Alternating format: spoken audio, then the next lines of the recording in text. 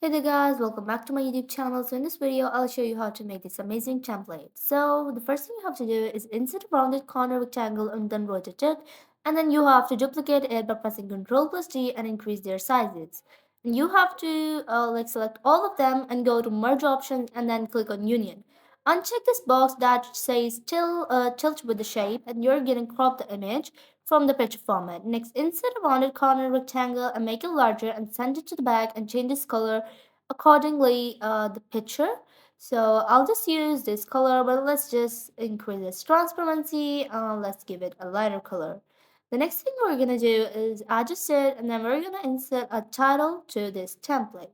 Let's increase the size, and we're gonna change this font if you font color if we want. But as you can see, black is more visible onto this template, so I'll just use this. Next, insert your content text, and the next thing we're gonna do is type your text or copy or paste it from anywhere else.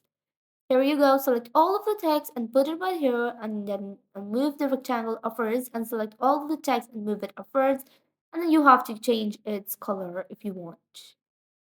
As you can see, I'll just change this color to white. By the way, you can download this template for free from the link in the description below, and if you like this video, be sure to subscribe to my YouTube channel.